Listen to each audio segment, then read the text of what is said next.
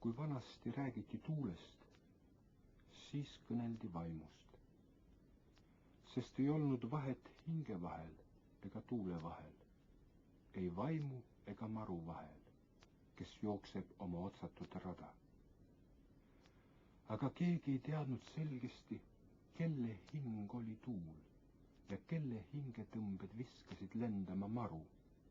Mõni mõtles, et tuul pole muud kui igavesele maale minevate surnute eluõhk. Ja teised arvasid, et maa elab just niisama nagu ta lapsed ja hingab sedaviisi nagu nemad.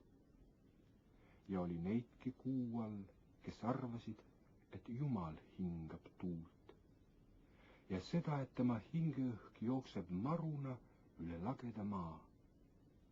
Ja nemad arvasid, et kui tuul läheb inimese sisse, siis tema hakkab tegema vägevaid, Jumala meelepäraseid tegusid. Sest Jumala vägi oli tuules ja jääb marru igavesest ajast igavesti. Aga keegi ei tea, kus on ta kodu ja tema sünnipaigal ei ole nime. Ja kuhu ta läheb, seda võib ainult küsida, kuid vastata ei mõista sellele keegi nüüd ega kunagi mitte. See sinane, kes kuulab tuult ja mõistab ta häält, see mõistab Jumalat. Aga see, kes läheb tuulest mööda ja ei pane teda tähele, kuidas see võib teada, mis on Jumal? Võib-olla, et ta armastab tähele panna kõrke ja tarku sõnu ja meeles pidada lauseid, mis endile uhked nagu iidsete koletiste varjud, kui nad tulevad inimeste unedesse.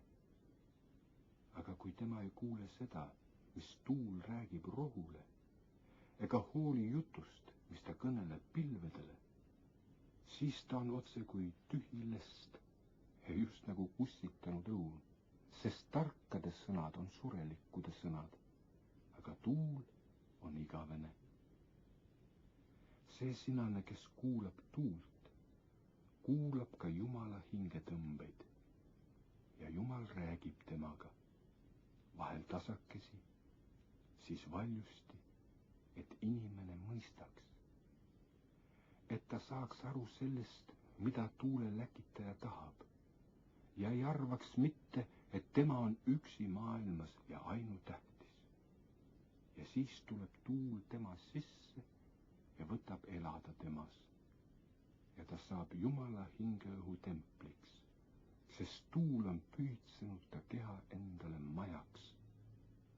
Ja tuul räägib tema seest teistele, tervele maale ja taevatähtedele. Ja ei ole paika ega kohta ei all ega ülal, ei paremal ega vasakul, kuhu ei ulatuks tuule laul. Sest Jumala hingeõhk on kõikjal ja neile, kes hingavad teda endasse, tema on tõotanud igavese elu ja rahu, millel